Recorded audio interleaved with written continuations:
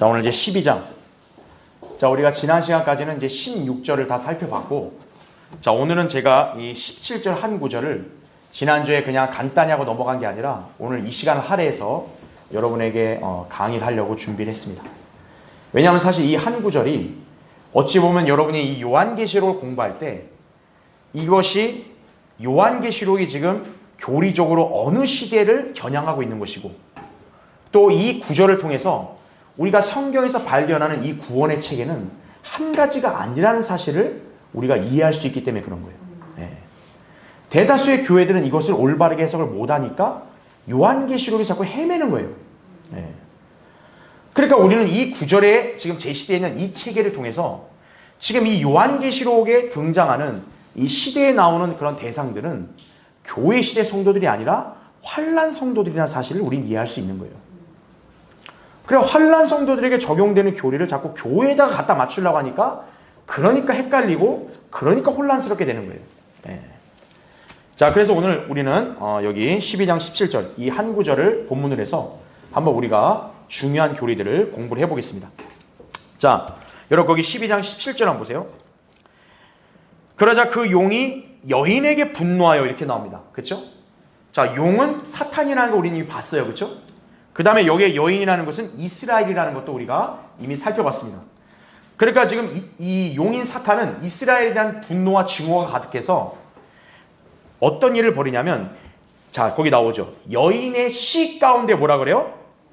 남은 자들이라는 얘기합니다. 잘 표시해주세요. 그럼 여인의 씨라 하시다가 여인이 이스라엘이었단 말이에요. 그러면 이들의 정체는 뭐예요? 이스라엘의 남은 자들이 되는 거예요. 네. 그래서 이 이스라엘의 남은 자들이 즉 누군지를 여기서 설명하죠. 자, 일단 하나님의 계명들을 어떻게 한대요? 지키며. 지킨다는 것은 어떤 성격을 가진 거예요? 행위입니다. 행위.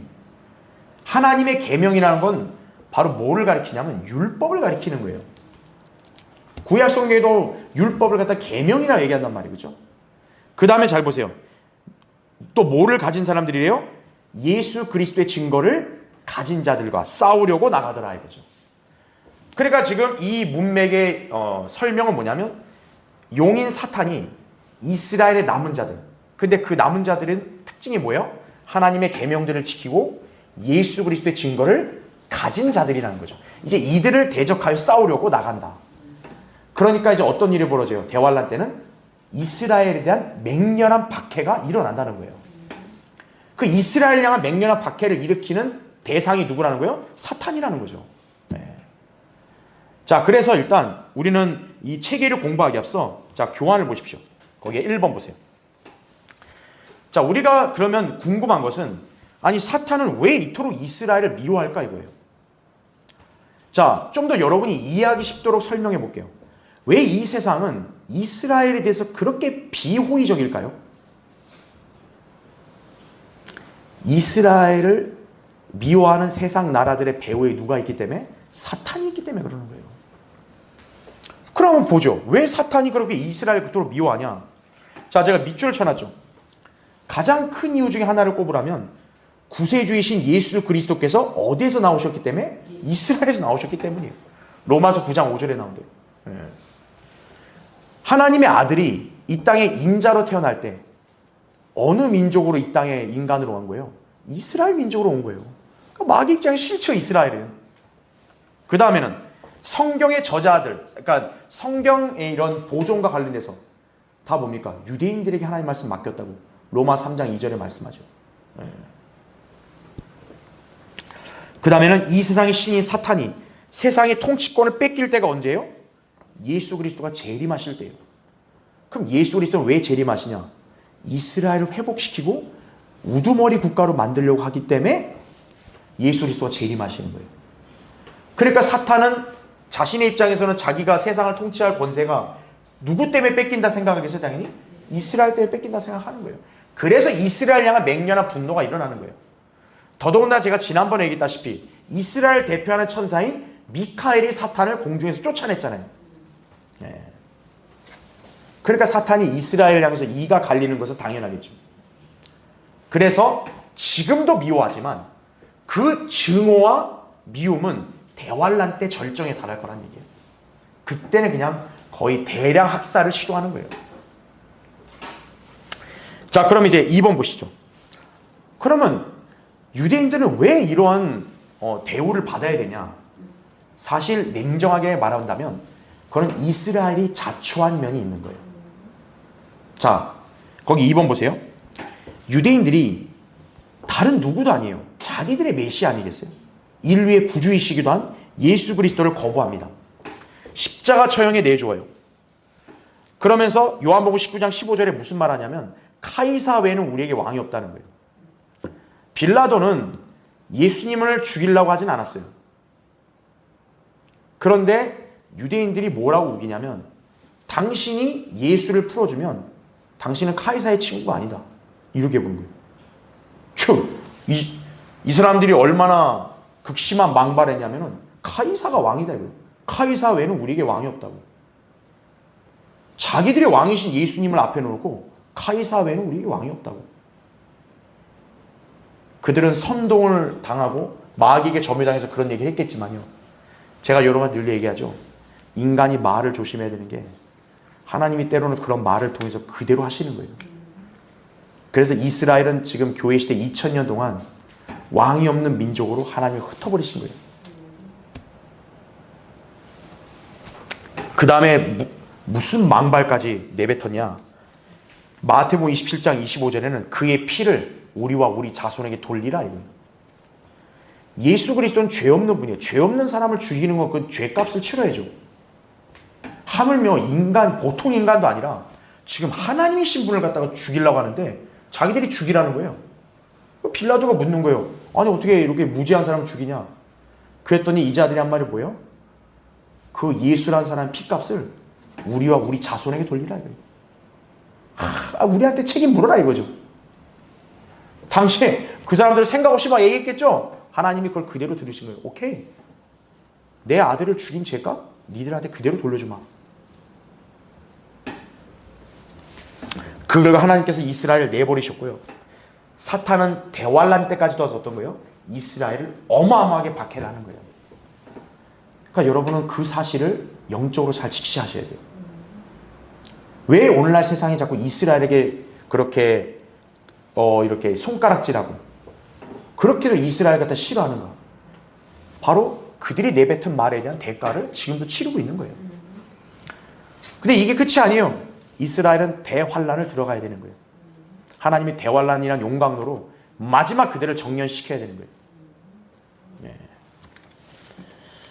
자, 그래서 이스라엘이 대환란 때 당할 대대적인 박해만 있는 것이 아닌 실제 이들이 메시아를 죽이는 일에 동참하고 나서 하나님께서 이들의 핏값을 어떻게 갚으셨는가, 그 역사적인 박해 신뢰를 한번 보겠습니다.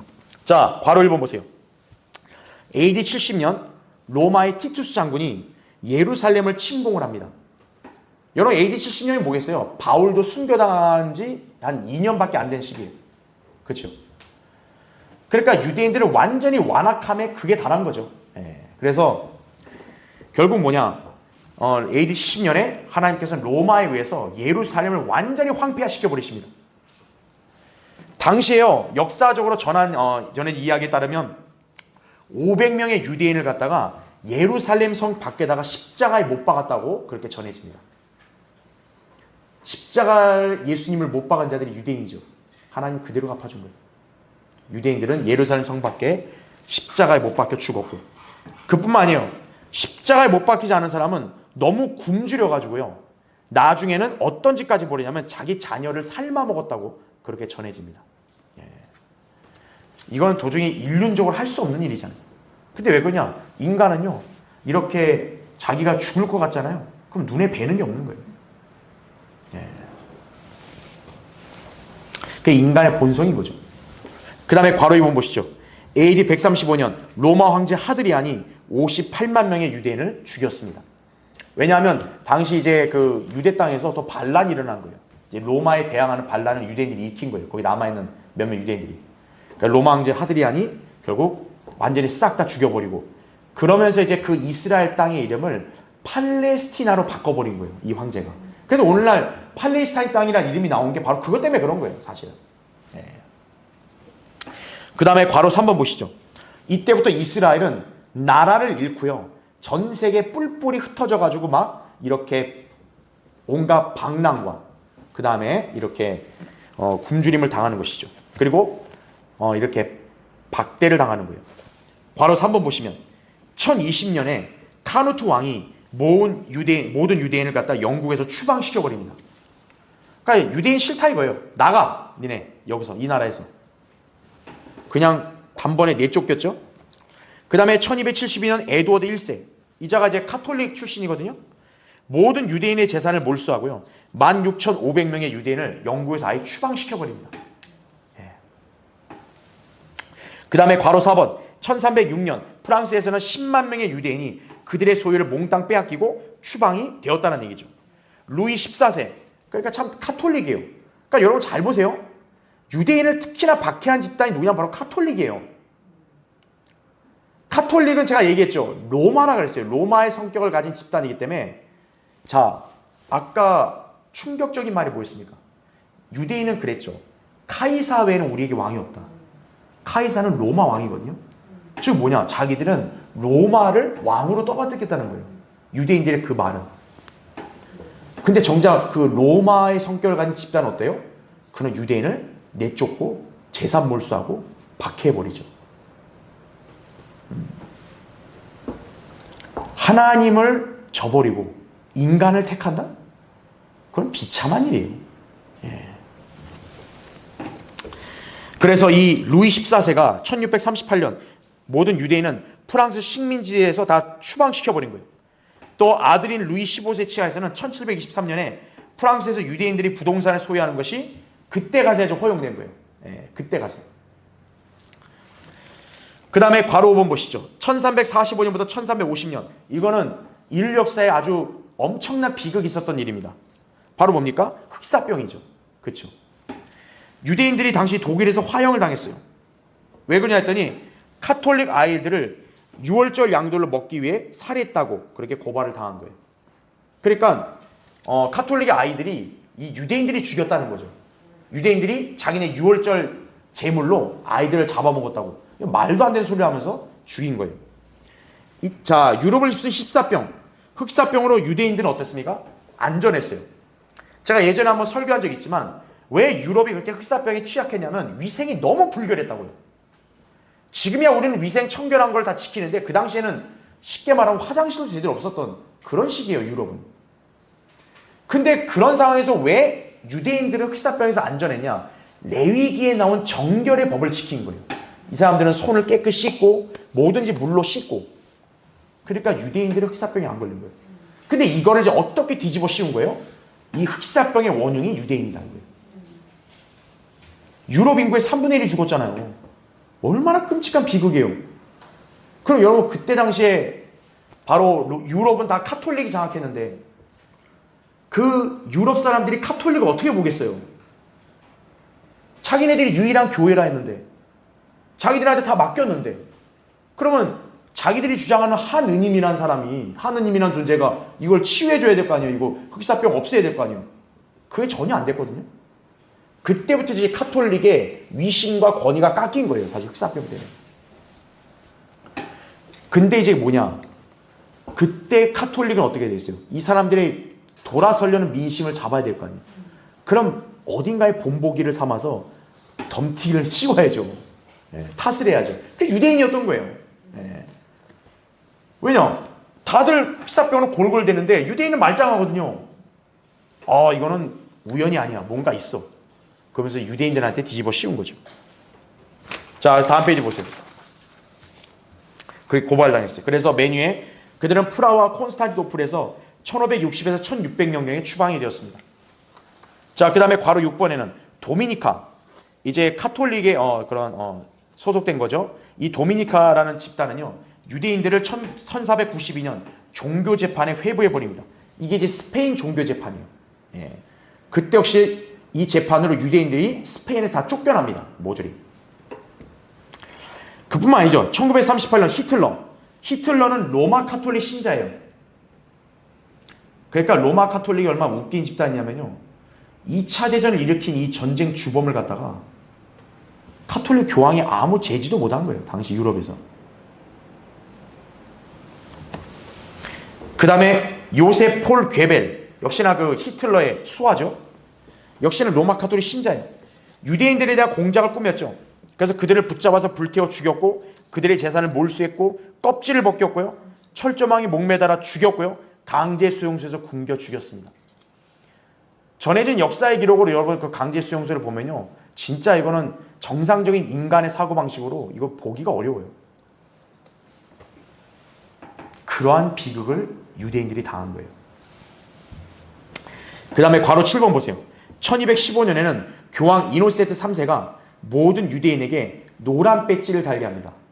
즉 뭐냐면 유대인을 구별시키는 거예요. 니네는 우리랑 같은 사람이 아니다 이거죠. 노란 배지를 다 달게 해버린 거예요.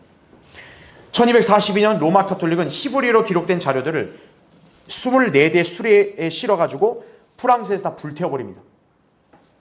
1336년에 120개 공동체가 5,000명의 카톨릭 교도들에 의해서 파괴가 됐고요. 알자스, 바바리아, 오스트리아에서는 80만 명의 유대인이 1684년에 다 사라져버렸어요. 그러니까 유럽에서 완전히 그냥 유대인들을 다 내쫓아버리는 거예요. 다 강탈하고. 그 다음에 바로 8번 보세요. 우크라이나에서는 50만 명의 유대인이 1943년에서 45년 사이에 학살되었다라고 전해지죠. 그래서 하나님은요, 그 잔인한 짓에 대해서 보응을 하셔가지고 지금 러시아한테 두드려 맞은 거예요. 러시아 우크라이나 전쟁이 일어난 뭐 여러 가지 원인을 얘기하는데요, 전쟁은 하나님이 일으키신 심판이에요. 왜 하나님이 전쟁을 일으키시나? 우크라이나가 하나님 백성인 유대인들을 50만 명을 이렇게 죽인 일에 했기 때문에 하나님은 그 핏값을 그대로 갚으시는 거예요. 헝가리, 유고슬라비아, 오스트리아 등지로 이 사람들 다 사라졌죠.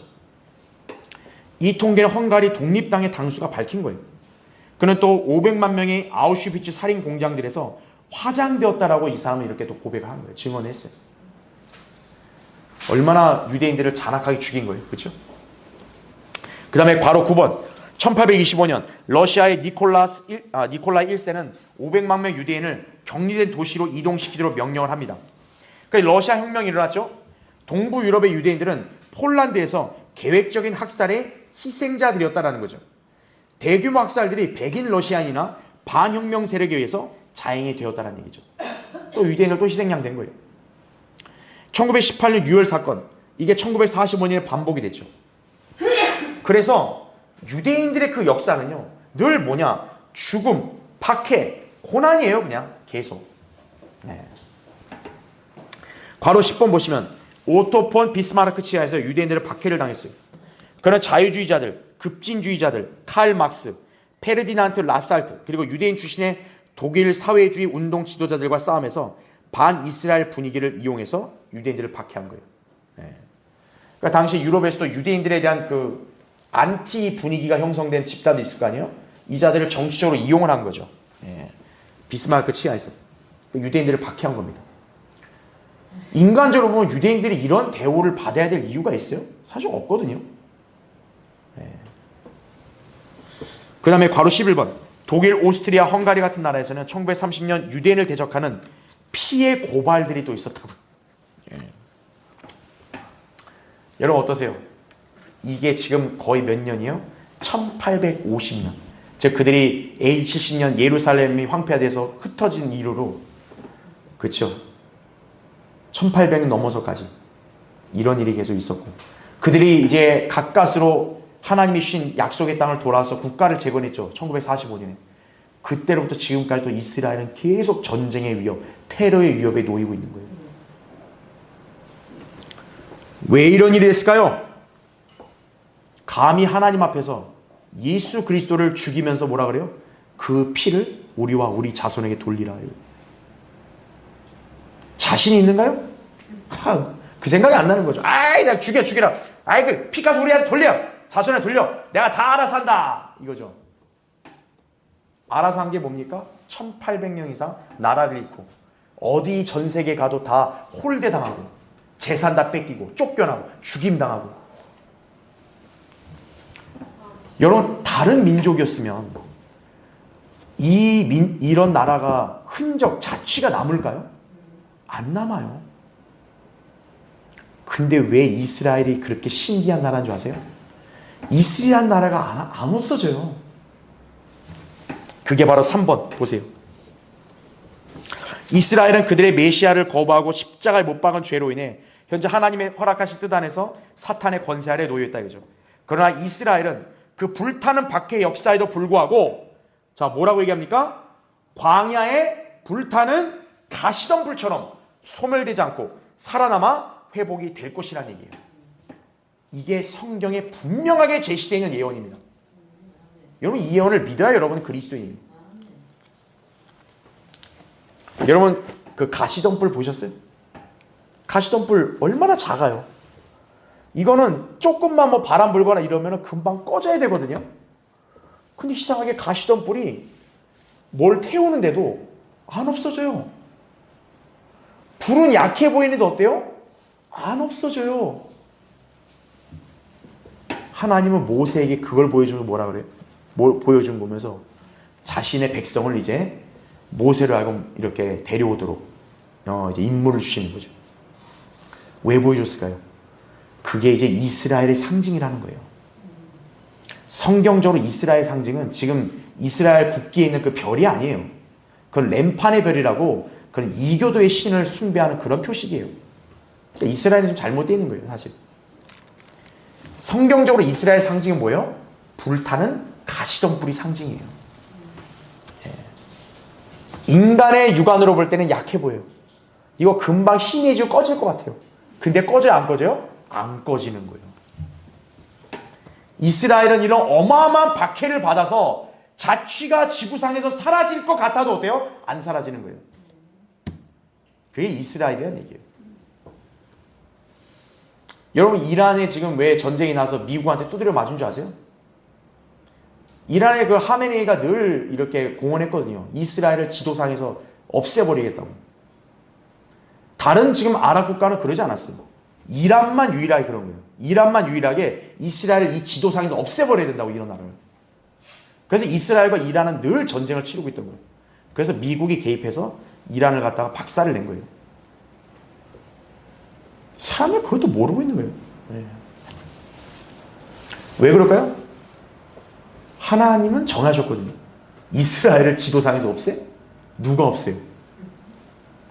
하나님은 이스라엘이 소멸되지 않는 가시덤불이라고 딱 이미 말씀해 놓으셨는데 하나님이 소멸되지 않는다고 하는데 누가 감히 그걸 소멸시켜요? 인간 따위가 야, 이 지도상에 지워버린다. 핵 날린다고 지워져요? 그래서 하나님께서 심판해버리신 거예요. 자, 그래서 이스라엘은 뭡니까? 대환란을 겪게 되면 정말 불타는 가시덤불처럼 엄청나게 약해 보이겠죠?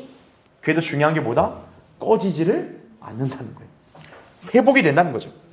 자, 그 나온 밑에 9절 보세요. 예레미야 30장 7절. 슬프도다 그날이 크므로 어떤 때도 그와 같지 않나니. 자, 그날은 뭐라고요?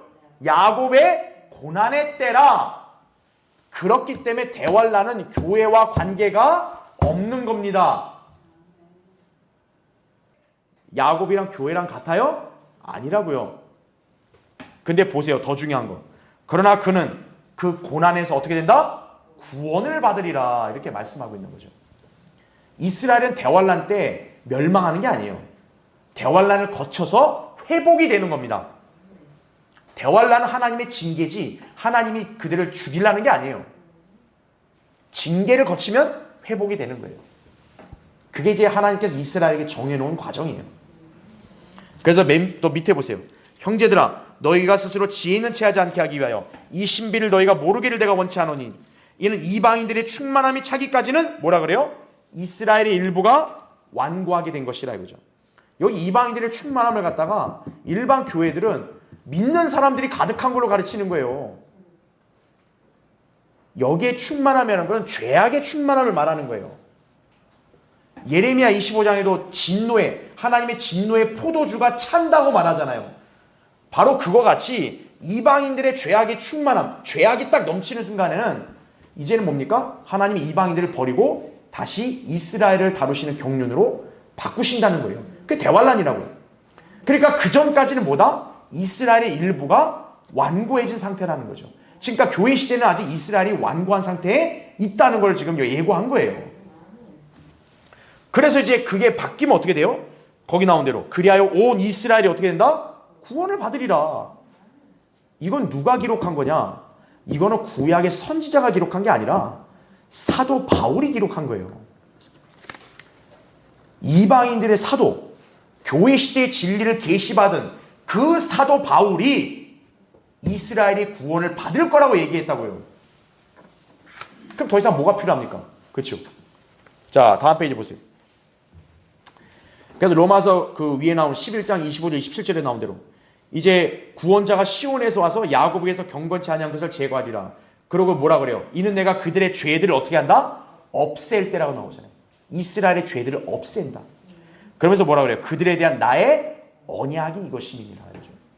이게 이제 앞으로 이스라엘과 재림 때 맺을 언약이 되는 거예요. 하나님께서 그 이스라엘을 민족적인 죄들을 사하시는 거예요. 구원이 주신다고. 이걸 갖다가 또 영적 이스라엘식으로 해석하면 곤란하다고요. 지금 이거는 바울이 우리한테 얘기하는 게 아니에요, 이게. 이제 하나님의 경륜이 달라질 것이라는 점을 바울은 이미 예고한 거예요, 이제. 이방인들의 죄악의 충만함이 차기 전까지는 이스라엘은 완고한 상태에 있지만 차면 바뀌는 거예요, 이제. 그러니까 그 타이밍이 얼마나 절묘해요. 그래서 그 신비라고 하는 거예요, 신비. 이거 우리 이성으로 이해할 수 있는 게 아니에요. 성경에 기록된 진리니까 우리는 믿는 거죠, 그대로. 예. 자, 이제 그 다음에 이제 우리 본격적으로 이제 구원 체계를 한번 보겠습니다. 예.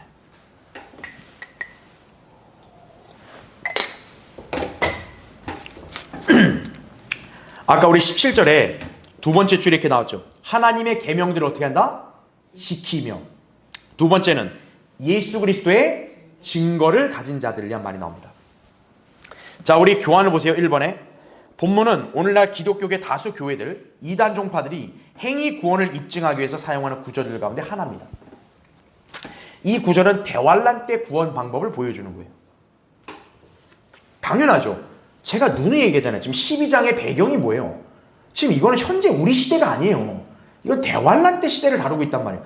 그런 시대에서 여기 17절 이 말씀이 나왔다는 얘기는 바로 그 시대에 있는 성도들에게 적용되는 말씀이라는 거죠.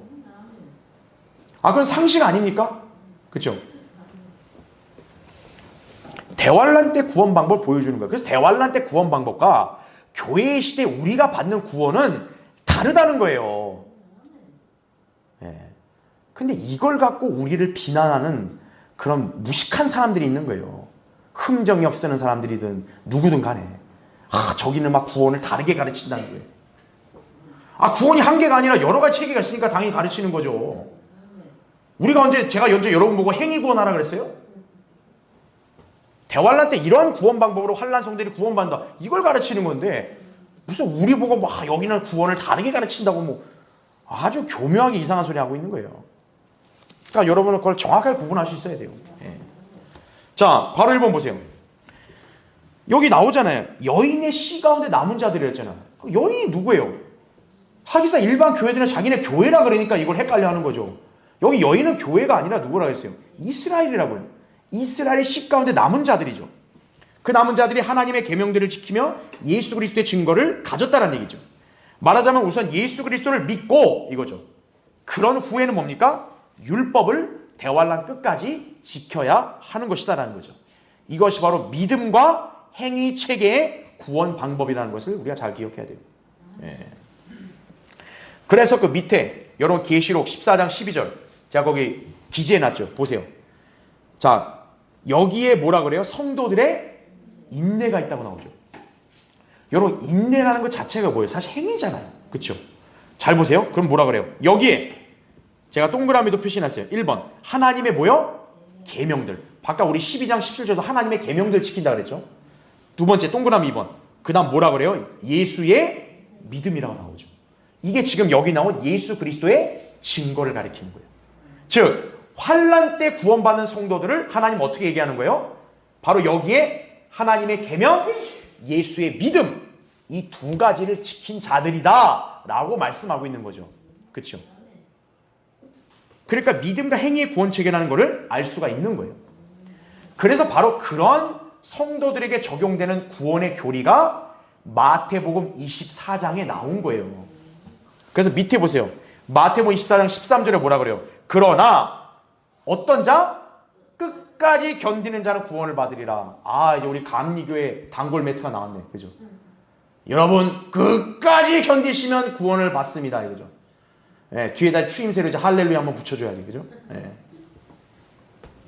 그러니까 이게 뭘 의미하는지도 모르는 거예요. 그냥 아무렇게나 갖다 쓰는 거예요. 자, 근데 잘 보세요. 제가 여기다 표기해 놓은 거는 여기 마태복음 24장 13절이 끝까지 견디자 구원받는다 그랬죠? 그리고 21절에 무슨 표현이 나오냐? 이는 그때에 뭐가 있다고 나와요? 대환란이 있으리니.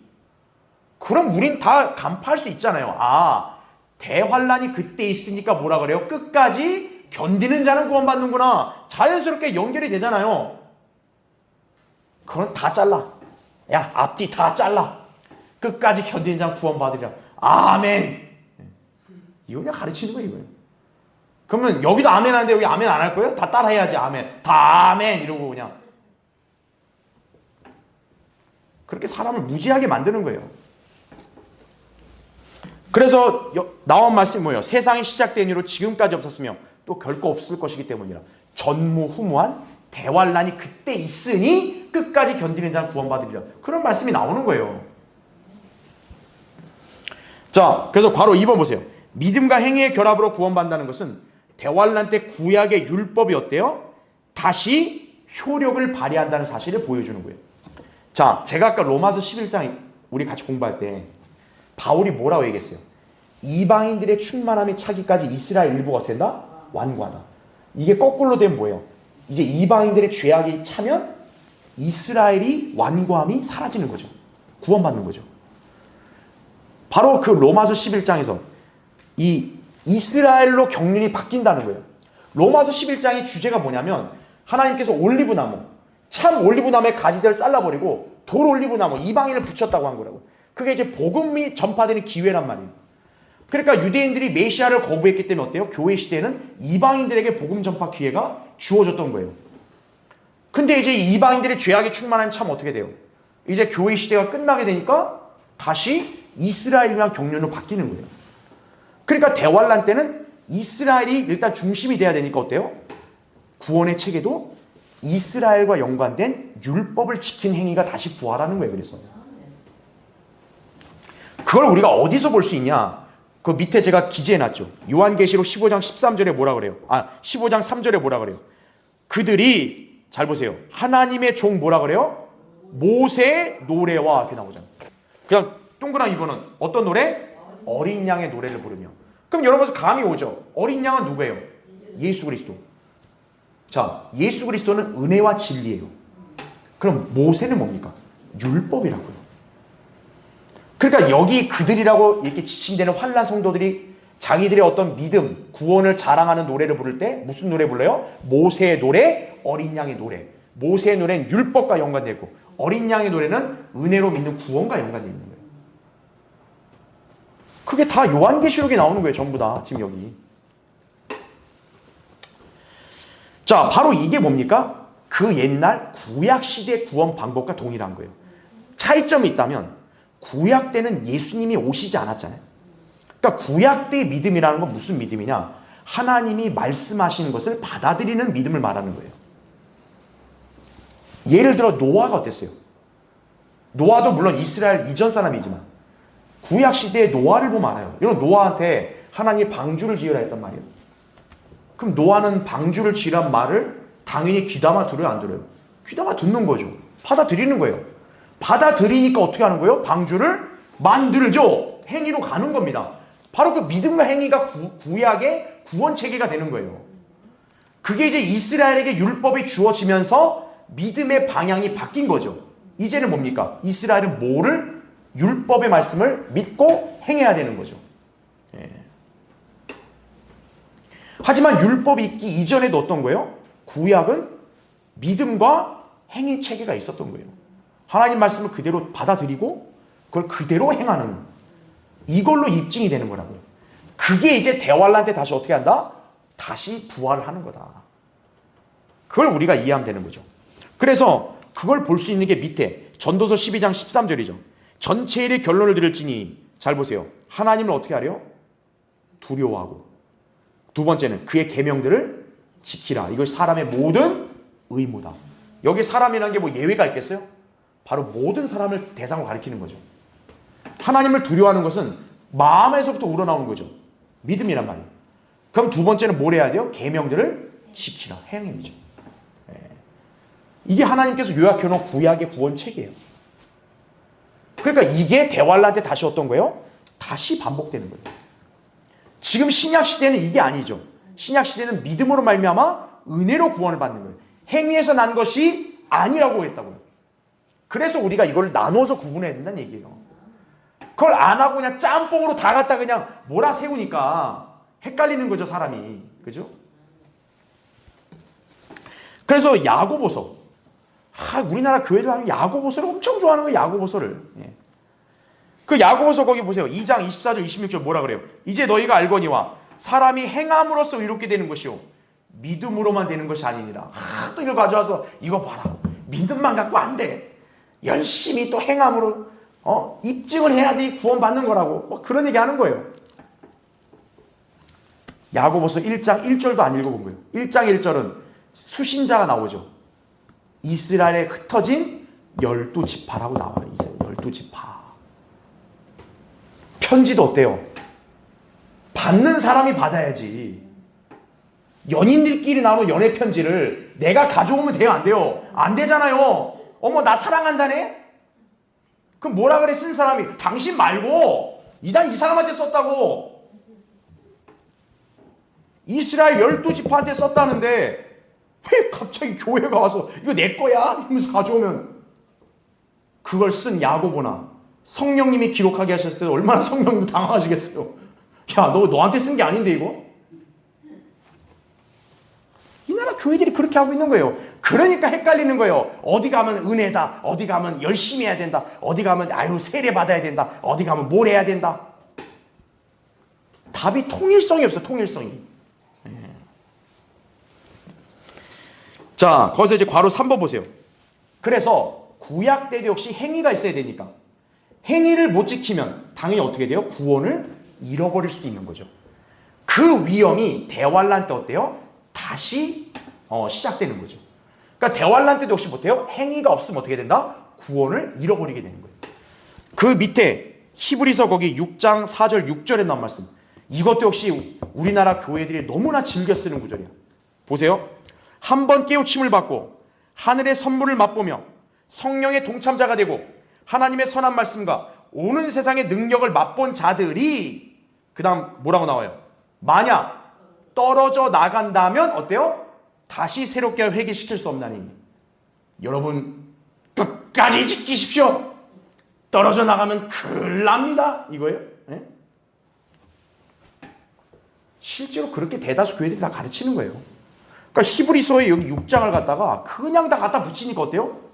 어쩔 때는 하나님 은혜로 나 자녀 됐다 이렇게 좋아하다가도 어쩔 때는 막 불안한 거예요. 그냥 내가 행동 똑바로 못하면 나 성령님이 나 떠나고 나 구원 못 받고.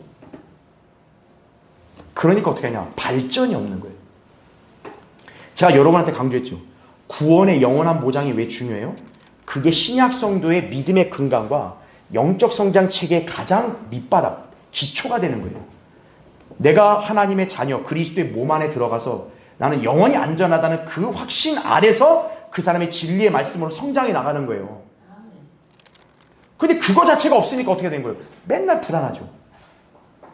뭐 하나 자기가 실수하고 넘어지면 아이고 나 큰일 났네 이거 빨리 회개 기도해야겠다 또 이러고.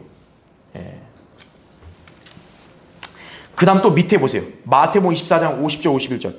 종이 예기치 아니한 날 그 종의 주인이 오리니 그러면 주인이 그를 갈라내어서 위선자들과 함께 그의 몫을 지우리니 거기서 울며 뭐라 그래요? 이를 갈고 있으리라. 또 이거 보고 이거 보세요. 이렇게 종이 정신 못 차리고 깨어있지 않으면 이렇게 끌려갑니다. 구원을 잃어버립니다.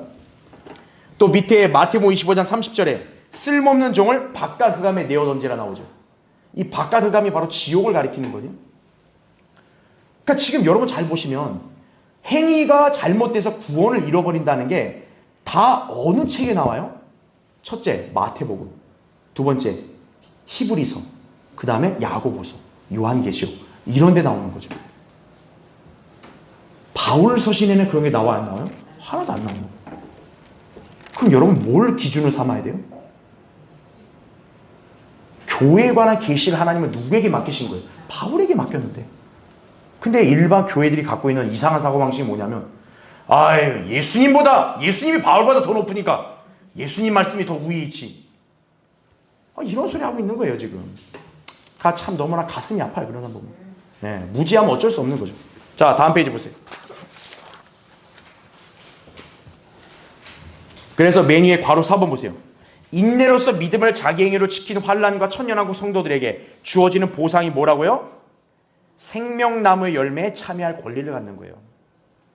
그래서 여기에 나온 행위는 우리 성도들과 관련이 없다는 거죠. 왜요? 우리는 생명나무의 열매를 먹고 영생을 받는 사람이 아니에요. 우린 예수 그리스도를 믿고 영접한 순간 값없이 영원한 생명을 선물로 받은 거예요. 로마서 6장 23절 나온 말씀 뭐예요? 하나님의 선물은 예수 그리스도 우리 주로 말미암은 영원한 생명이라 그랬잖아요. 하지만 요한계시록에서 생명나무 열매를 먹는 사람들은 달라요. 그 밑에 요한계시록 거기 22장 14절 보면 자 나오죠. 그의 계명들을 어떻게 하는 사람? 행하는 자들은 복이 있나니. 자 보세요. 계명을 믿는 게 아니라 뭐라고? 행하는 자들이라고 나오죠. 복이 있나니. 이는 그들이 생명나무에 대한 권리를 가지며 나온다고. 그러니까 이거는 교회 시대 우리 그리스도인과 아무 관계가 없는 거예요. 저는 생명나무 열매 안 먹어요. 근데 왜 먹어요? 나는 예수 그리스도를 영접해서 영원한 생명을 소유했는데. 전혀 안 맞는 것이죠. 자, 그 다음에 2번. 자, 그 다음에 로마 카톨릭을 위시해서 안식교, 여호와의 증인, 루터교, 성공회, 감리교, 몰몬교, 그리고 웬만한 이단들은 행위구원을 가르치기 위해서 다 어디에서 헤매냐? 마태복음 25장에서 헤매요. 여러분이 감리교 열심히 다니고 성결교 열심히 다니는 분들은 알 거예요. 마태복음 25장에 유명한 단골 멘트, 열처녀 비유. 기름을 잃어버리면 성령을 잃어버린 거네. 두 번째, 달란트 비유. 달란트를 못 벌어가지고 한 달란트 나오면 바깥 흑암에 내어 던진다 이거죠. 그 다음에 또 뭐가 있냐? 양의 민족, 염소의 민족. 여러분 한번 찾아보죠. 마태복음 25장 한번 보세요. 31절 보세요. 인자가 그의 영광 중에 오고 이렇게 나오죠. 그러니까 벌써 여기에 기록된 시대는 뭐냐? 인자이신 예수님, 즉 예수님이 사람으로 이 땅에 오실 때를 말하는 거예요. 그 다음 또 모두 거룩한 천사들이 그와 함께 오면 이렇게 나오죠. 그때 그가 어떻게 한대요? 그의 영광의 보좌에 앉으리니. 여러분 이게 하늘의 보좌 같으세요? 지금 여기서 주님이 오신다고 그랬는데 오시는데 무슨 하늘의 보좌예요? 이거는 예루살렘 보좌를 말하는 거예요. 그분이 재림하시면. 근데 잘 보세요. 그때 이제 그러나서 어떤 일이 있냐? 32절. 그 앞에 잘 표시해 주세요. 모든 누구요? 민족들을 모아놓고 마치 목자가 양들을 염소들을 갈라놓듯이 그들을 따로 갈라놓으리라.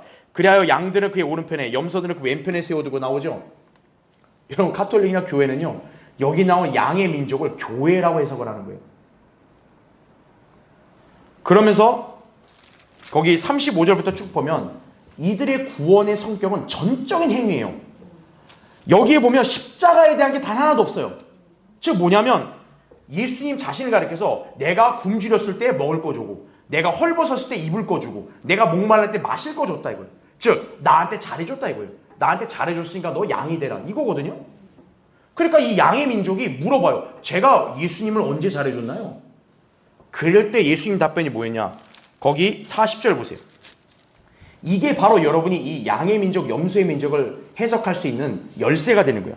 그러나 왕이 대답하여 그들에게 말하기를 진실로 내가 너에게 말하노니 잘 표시해주세요.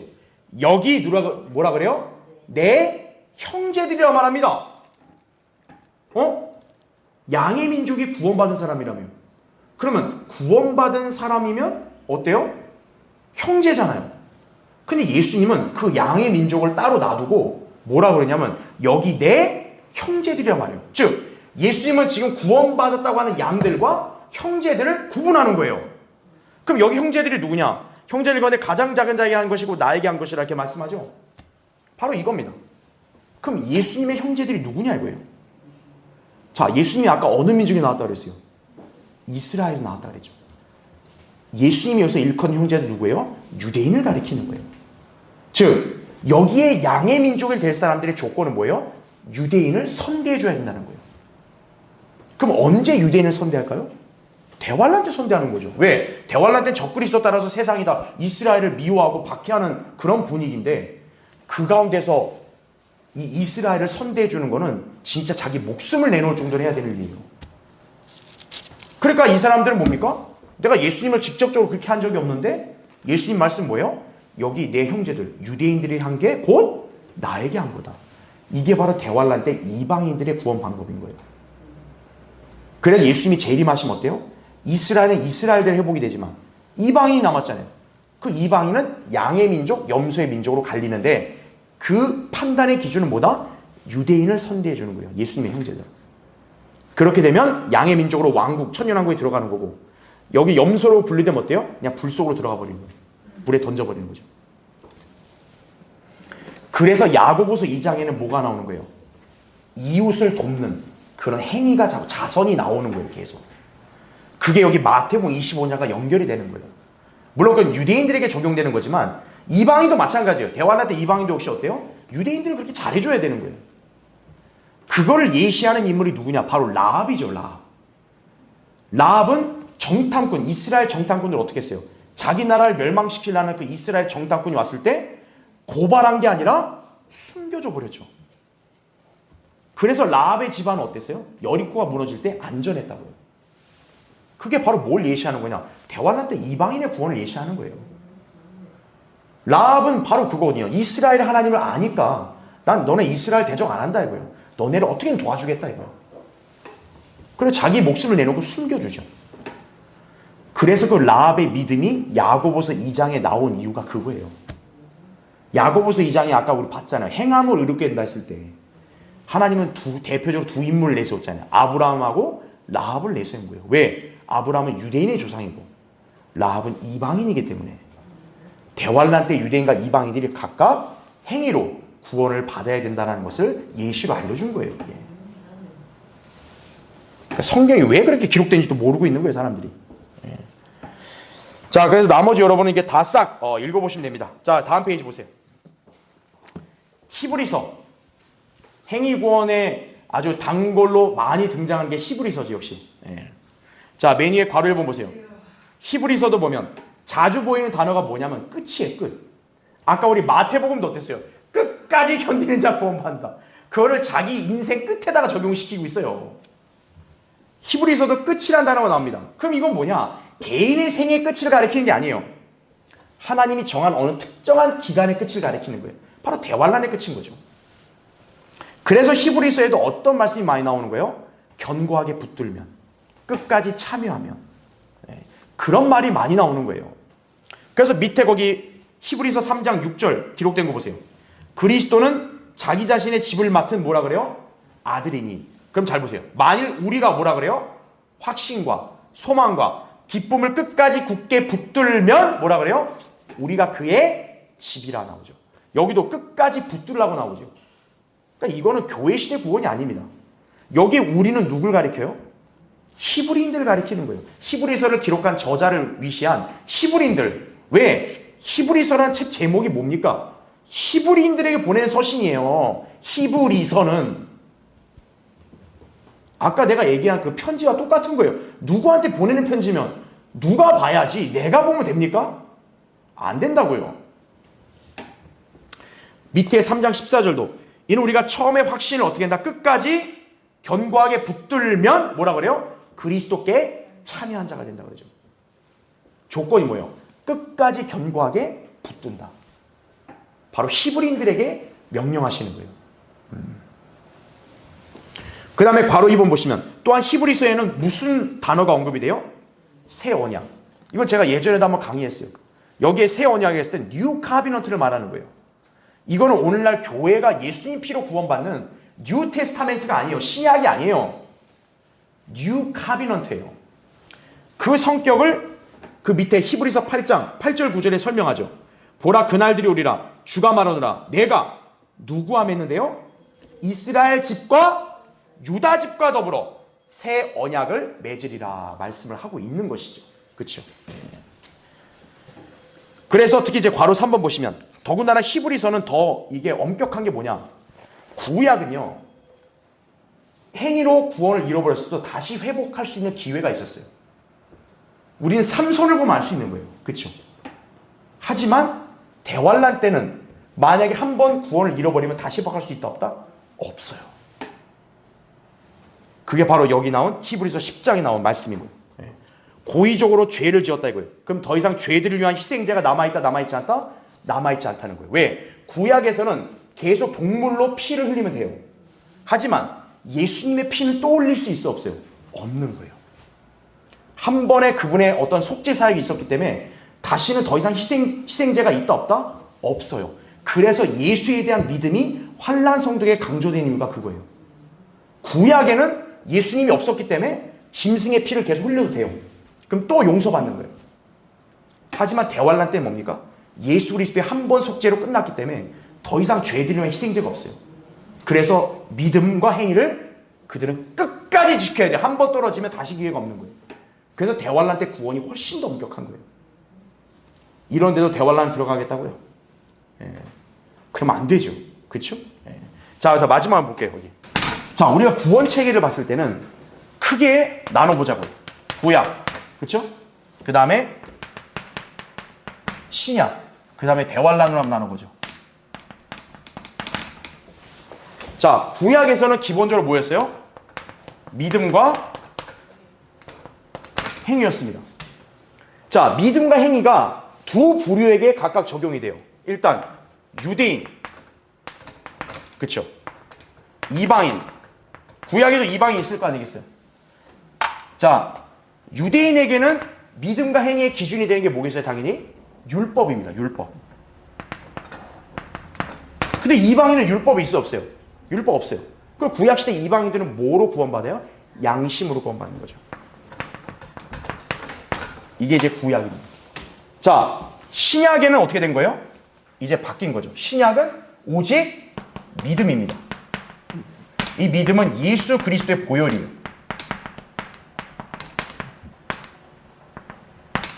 이거는 이제 은혜라고, 은혜. 그렇죠? 신약 시대. 그럼 요거는 유대인 이방인 구분이 있어 없어요? 구분 없는 거예요. 왜냐? 그리스도 안에서는 유대인 이방인 구별이 없거든요. 그러니까 이걸 믿는 거는 누구도 예외 없는 거예요. 하지만 대환란이 되면 어떻게 된다? 다시 바뀌는 거예요. 다시 이제 뭐가 된다? 믿음과 행위가 되는 거예요. 다시 바뀌는 거죠. 즉 구약이 원래 이 책이었는데 이게 우리 신약 교회 시대가 들어오면서부터 잠깐 이게 과거에 있다가 어때요? 다시 대환란 때 나오는 거죠. 예. 왜냐하면 왕국이 어떻게 됐기 때문에 연기가 됐기 때문에. 그래서 왕국이 임하기 직전이었던 초림 때도 어떤 거예요? 믿음과 행위가 필요했던 거예요. 그래서 예수님도 자꾸 강조한 게 행위, 계명 지키라고 강조한 거예요. 이웃에게 니네 재산 나눠주고 욕심 부리지 말고. 그러니까 사복음서에도 그게 나오는 이유가 그거예요. 그게 교회가 하라는, 교회도 선행을 하면 좋지만 그게 구원이 아니라는 거예요. 교회는 그걸 구분을 못하는 거예요. 근데 대환란 때 어떻다? 다시 그게 부활하는 거예요. 왜냐? 이게 이제 끝났으니까. 그래서 대환란 때는 역시나 유대인 이방이 또 나뉘는 거죠. 유대인 당연히 율법이겠죠. 근데 율법인데 유대인은 어떤 복음이냐? 왕국 복음이에요. 그렇죠? 반면에 이방인은 뭐냐? 이방인도 역시 양심이에요. 하지만 이들은 영원한 복음이라고 들어보셨을 거예요, 아마. 계시록 14장 6, 7절에 천사가 선포하는 영원한 복음. 그렇죠? 네.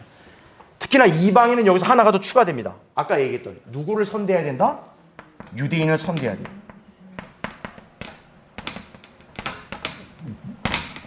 이방인에게 특별히 이게 더 요구가 되는 거예요. 네. 그래서 이방인들이 만약에 이게 안 하고 적그리스도 편서서 유대인을 괴롭힌다 이거예요. 그럼 그냥 바로 구원 못 받고 지옥 가는 거예요. 네. 불못으로 가는 거예요. 바로 이방인들은 이러한 믿음과 행위 체계가 있어야 된다. 그러니까 여기서 차이점이 뭐냐? 구약에서는 예수님이 없었다고요. 그러니까 율법을 믿고 그냥 제사를 지내면 다시 용서도 받고 가능했는데 대환란 때는 뭐예요? 예수 그리스도의 속죄가 끝났기 때문에 더 이상 다른 희생제가 없는 거예요. 그럼 그분 한번 믿었으면 어때야 돼요? 믿었으면 그걸 끝까지 지켜야 돼요. 그래서 아까 히브리서 6장이 뭐라 그랬어요? 한 번 떨어져 나가면 어떻게 돼요? 다시 회개할 수 없다는 이유가 그거예요. 히브리서 10장에도 죄들을 위한 희생제가 남아있지 않다고 말하는 이유가 그거예요. 그래서 히브리서에는 더 엄격한 거예요. 한 번 떨어져 나가면 다시는 이게 불가능하기 때문에 지켜야 된다. 그리고 어찌 보면 대환란 때 남은 사람들이 가장 위험하고 정말 힘든 사람들이에요. 근데 여기서 끝까지 자기가 지켜서 구원받는다고요? 지금 현재 이 땅에서 제대로 못하면서 여기 들어가서 구원받는다고요? 신약에서는 이런 은혜를 어마어마하게 베풀었죠. 하나님이 몇 년? 2000년이에요. 경륜적으로 2000년을 은혜를 베푼 거예요. 그 은혜를 거부한 사람들, 하나님이 사실 멸망의 심판을 해도 상관없어요. 근데 하나님은 자비로우시고 은혜로우시니까 한 번 더 기회 준 게 그 대환란이에요. 그래서 이때 한 번 마지막 기회 준다 이거예요. 네. 여러분 어때요? 지금 이때 이렇게 해서 구원 받으신 거 확신해요? 아멘. 그럼 여러분은 두려워할 필요 없는 거예요. 그치? 네. 그래서 결론에 우리가 요한계시록 11장 12장에서 모세와 엘리야가 돌아올 것, 그들이 다시 나타나면 출애굽기 사건이 되풀이된다는 것, 그렇죠? 적그리스도는 하늘에서 내려오는 사탄의 와신인 유다 이스카리ot이라는 것, 환란의 휴거가 있다는 것, 큰 백보자 심판 때 천년기간 환란기간을 구원받은 사람들이 나올 것, 이스라엘의 박해와 그 박해로부터 보호하심이 있을 것, 환란 때 구원 체계 다 일단 배웠습니다. 근데 이제 남은 이제 13장은 굉장히 중요한 예언의 장이기 때문에 우리가 다음 시간에 더 자세히 공부하겠습니다.